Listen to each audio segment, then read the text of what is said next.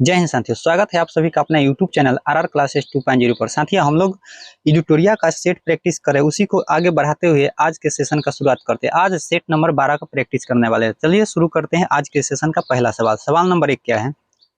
सवाल नंबर 1, संथाल विद्रोह को किस अन्य नाम से जाना जाता है? संथाल विद्रोह को हुल विद्रोह के नाम से जाना जाता है। इस विद्रोह का शुरुआत 1855-56 में हुआ था। चलिए नेक्स्ट सवाल पे। सवाल नंबर 2, बक्सर के युद्ध के समय बंगाल का नवाब कौन था? तो मीर जाफर। कौन था? Mir Jafar. Option number C इसका राइट आंसर। नेक्स्ट सवाल, सवाल नंबर 3 पे चलिए। सत्य शोधक समाज की स्थापना कब हुई थी? सत्य शोधक समाज की स्थापना 1873 में। ऑप्शन नंबर सी इसका राइट आंसर। नेक्स्ट सवाल, सवाल नंबर 4 को देखिए। इंडियन अनरेस्ट नामक पुस्तक की रचना किसके द्वारा की गई थी? तब वेलेंटाइन चिरोल के द्वारा। ऑप्शन नंबर सी इसका राइट आंसर है। नेक्स्ट सवाल पे सवाल नंबर 5, गीता रहस्य नामक ग्रंथ के लेखक कौन है? गीता रहस्य के लेखक Bal Gangadhar Tilak. Option number D. Next सवाल,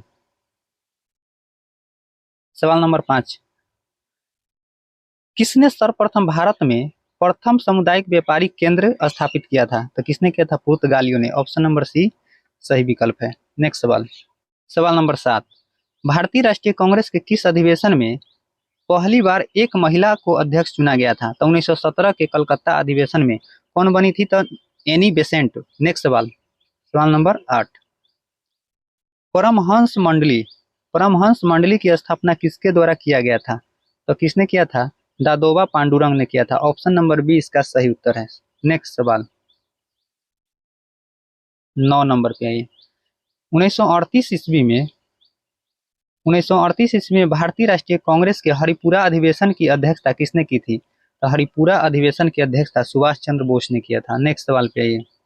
सवाल नंबर 10, निम्नलिखित में से किसके द्वारा जैन साहित्य कल्पसूत्र लिखा गया था? तो कल्पसूत्र किसके द्वारा लिखा गया? भद्रबाहु के द्वारा।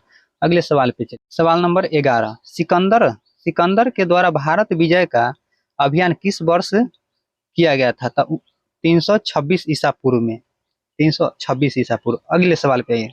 सवाल नंबर 12 को, उत्तर वैदिक काल में कर संग्रह किसके द्वारा किया जाता था? कर संग्रह, टैक्स कलेक्शन जो था वह भागदूत के द्वारा किया जाता था। Option number D.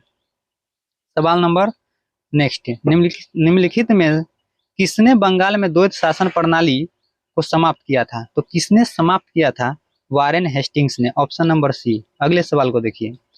सवाल नंबर 14, हरिजन सेवक संघ के प्रथम अध्यक्ष कौन थे? तो Ghanshyam Das Birla. Option number B इसका सही उत्तर है। नेक्स्ट सवाल नंबर 15, निम्नलिखित में से किसने 1921 में अवध प्रांत में हुए एका आंदोलन का नेतृत्व किया था? एका आंदोलन का नेतृत्व किसने किया था ये आपको बताना है। तो मदारी पासी ने। ऑप्शन नंबर ए इसका सही उत्तर है, मदारी पासी। नेक्स्ट सवाल, अगला सवाल पे आइए। सवाल नंबर 16, कि तिलक स्वराज फंड की स्थापना निम्नलिखित में से किस आंदोलन के दौरान की गई थी? तो असहयोग आंदोलन के दौरान इसकी स्थापना की गई थी। अगले सवाल पे आइए। 17, निम्नलिखित में से किस अधिनियम में भारतीय ईसाइयों तथा आंग्ल भारतीयों के प्रतिनिधित्व के लिए पृथक निर्वाचक मंडल बनाए जाने का प्रावधान किया गया था? तो भारत शासन अधिनियम 1919 का था। ऑप्शन नंबर सी इसका सही उत्तर है। सवाल नंबर 18, अभिनव भारत के किस सदस्य को बम बनाने की कला सीखने के लिए पेरिस भेजा गया था? तब बी एन बाफ्टा को भेजा गया था। पी एन बाफ्टा कौन है? पी एन बाफ्टा। ऑप्शन नंबर बी सही उत्तर है। नेक्स्ट सवाल नंबर 19, निम्नलिखित में से किस समिति का गठन देशी रियासतों के लिए किया गया था? देशी रियासत के लिए किसका गठन किया गया था? तब बटलर समिति का। ऑप्शन नंबर ए सही उत्तर है। सवाल नंबर 20 देखिए। महात्मा गांधी द्वारा भारत में पहला आमरण अनशन प्रारंभ किया गया। कब प्रारंभ किया गया था? सांप्रदायिक निर्वाचन के विरुद्ध में। Option number C. अगला सवाल, राजा महेंद्र प्रताप ने किस वर्ष काबुल यानी अफगानिस्तान में भारत की प्रथम सरकार का गठन किया था? कब किया था ये आपको बताना है। कब किया था? 1915 में। ऑप्शन नंबर सी सही उत्तर है। नेक्स्ट सवाल, सवाल नंबर 22 को देखिए। कलहन द्वारा पुस्तक का नाम क्या है? कलहन की पुस्तक का नाम क्या है? कलहन की पुस्तक का नाम क्या है ये आपको बताना है। राज तरंगिणी कलहन की पुस्तक है। नेक्स्ट सवाल, सवाल नंबर 23, महावीर स्वामी का जन्म कहाँ हुआ था? महावीर स्वामी का जन्म कुंडग्राम में हुआ, वैशाली में। ऑप्शन नंबर ए। अगले सवाल को देखिए, सवाल नंबर 24। निम्नलिखित में से कौन सा संप्रदाय संगीत नृत्य का विरोध करता है? कौन सा संप्रदाय है? तो नक्शबंदी है, नक्शबंदी। Option number B. आगे बढ़िए, निम्नलिखित में से किस शासक ने बतापी कोंड की उपाधि धारण किया था? बतापी कोंड की उपाधि किसने धारण किया था? तो नरसिंह वर्मन प्रथम ने, नरसिंह वर्मन प्रथम ने। अगले सवाल को देखिए, शिवाजी और कछवाहा राजा जयसिंह के बीच पुरंदर की संधि कब हुई थी? पुरंदर की संधि 22 जून 1665 को हुई थी। अगले सवाल पे आइए, सवाल नंबर 27। निम्न में से किस मुगल सम्राटों ने स्वयं अपनी आत्मकथा लिखी थी? तब बाबर और जहांगीर ने अपनी स्वयं आत्मकथा लिखी थी। अगले सवाल, सवाल नंबर 28। निम्न में से किस शासक ने गुलरुखी नाम से कविताओं की रचना की थी? गुलरुखी नाम से किसने इसकी रचना किया था? तो सिकंदर लोदी ने। ऑप्शन नंबर ए इसका राइट आंसर है। नेक्स्ट 29 में है, सुमेलित 1 को 2 से मैच कराइए। तो इसको मैच कराना, हड़प्पा जो है वह किस नदी के किनारे है? तराबी नदी के किनारे है। बनावली जो है वह रंगोई नदी, रंगोई, मोहनजोदड़ो सिंधु नदी और लोथल भोगवा नदी। ठीक है, तो देखिए, एक का उत्तर पहले 3, उसके बाद 4, 3 4 1 2, 3 4 1 2 ऑप्शन नंबर बी में है। आगे बढ़िए, चलिए सवाल नंबर 30। आर्यों के संबंध में निम्नलिखित में से कौन सा कथन असत्य है? असत्य को पहचानना है। आर्यों का मूल निवास स्थान यूरेशिया था, जो आल्पस पर्वत के पूर्वी क्षेत्र में पड़ता है। ये बात सही है। घोड़ा आर्यों का प्रिय पशु था, घोड़ा आर्यों का प्रिय पशु था, ये सही है। आर्यों का मुख्य व्यवसाय कृषि था, आर्यों का मुख्य व्यवसाय कृषि नहीं था। आर्यों में संवाद शवदाह की प्रथा प्रचलित थी एवं उसके निवास स्थान को सप्त सिंधु कहा जाता था। ये भी सही है, यानी ऑप्शन नंबर कौन गलत है? सी हमारा राइट आंसर हो जाएगा। गलत को पहचानना था, ऑप्शन नंबर सी। नेक्स्ट सवाल,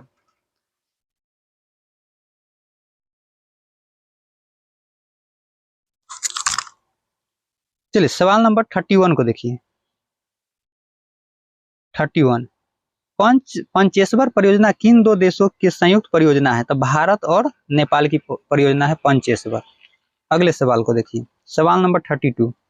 रेणुका झील जो भारत में रामेश्वर आर्द्र भूमि क्षेत्र के अंतर्गत आता है, उसका संबंध किस राज्य से है? तो हिमाचल प्रदेश में रेणुका झील है, हिमाचल प्रदेश। अगले सवाल पे आइए, सवाल नंबर 33। निम्न में से किस ट्रॉफी यानी कप का संबंध फुटबॉल खेल से नहीं है?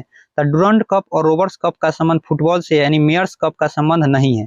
तो हमारा राइट आंसर जो होगा मेयर्स कप होगा। इसका संबंध किस खेल से है? तो इसका मुक्केबाजी से संबंधित है। किससे है? मुक्केबाजी से मेयर्स कप का संबंध है। ऑप्शन नंबर ए राइट आंसर है। नेक्स्ट 34, ओलंपिक ध्वज को सर्वप्रथम किस वर्ष फहराया गया था? तो ओलंपिक ध्वज को सबसे पहले किस वर्ष फहराया गया था, ये बताना है। ऑप्शन नंबर ए 1920 में फहराया गया। नेक्स्ट सवाल, सवाल नंबर 35।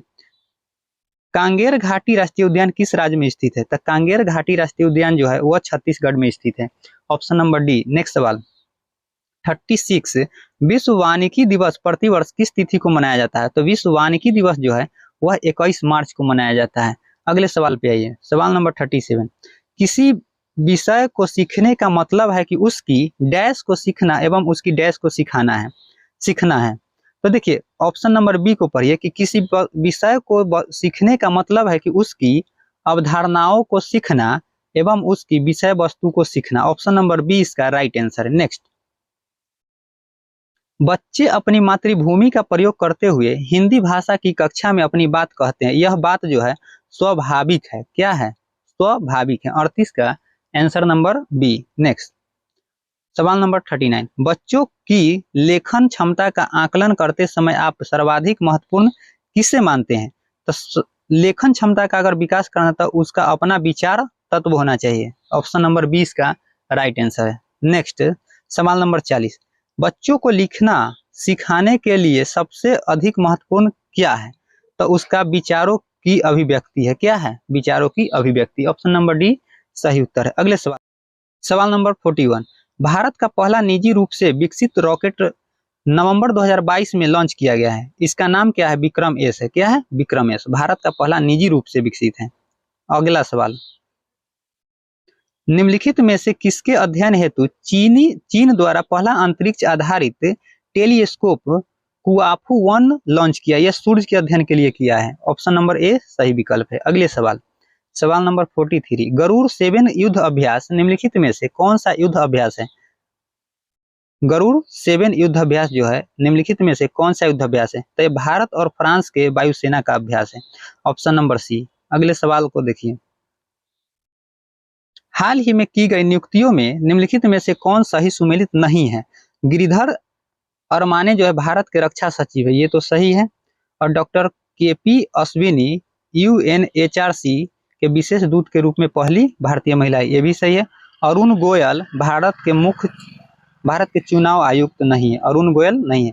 भारत के अभी मुख्य चुनाव आयुक्त जो है वह कौन है? अनूप चंद्र पांडे है। अनूप चंद्र पांडे मुख्य चुनाव आयुक्त है, यानी इसका राइट आंसर जो होगा वह सी हमारा राइट आंसर हो जाएगा। नेक्स्ट अगले सवाल को देखिए, सवाल नंबर 45, फीफा अंडर 17 महिला विश्व कप के संबंध में कौन निम्नलिखित में से सही है? कौन सा कथन सही है बताना है। 11 से 30 अक्टूबर 2022 तक इसका आयोजन भारत में किया गया है, ये सही है।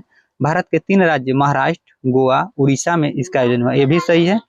और 3 में कहता है न्यूजीलैंड ने कोलंबिया को हराकर यह खिताब जीता था, ये गलत है। न्यूजीलैंड ने नहीं हराया था, यह किसने हराया था? तो स्पेन ने कोलंबिया को हराया था। कौन?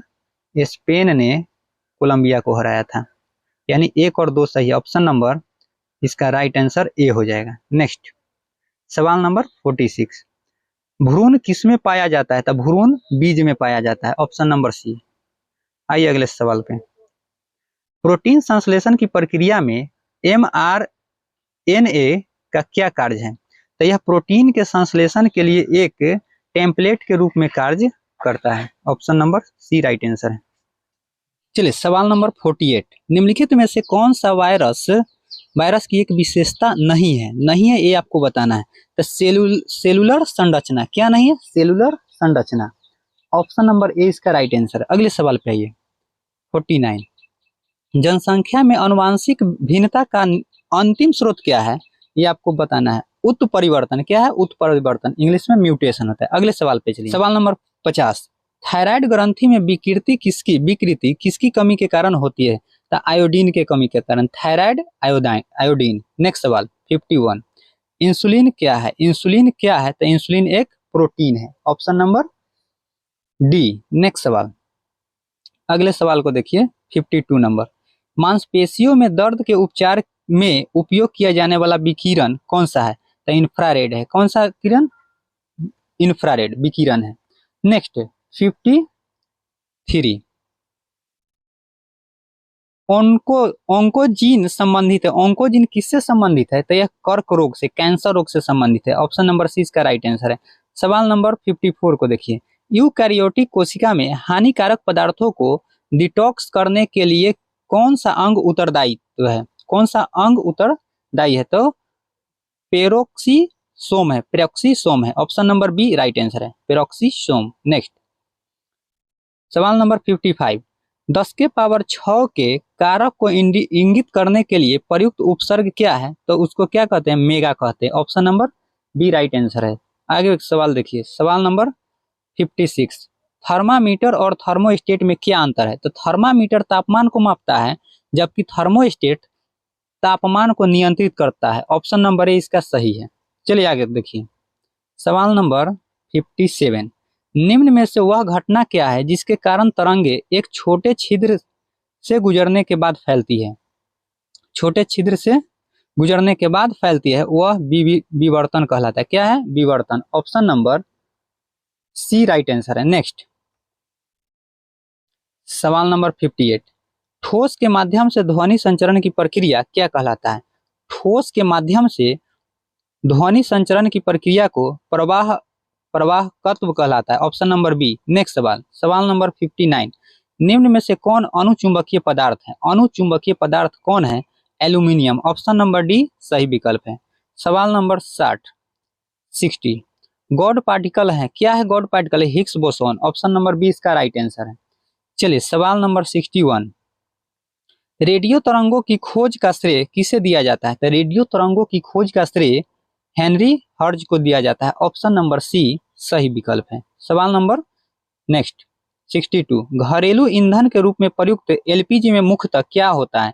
मरकेप्टन होता है, प्रोपेन होता है और ब्यूटेन होता है। ये सभी हो जाएगा इसमें। Option number D right answer होगा। नेक्स्ट सवाल नंबर 63 पे आइए।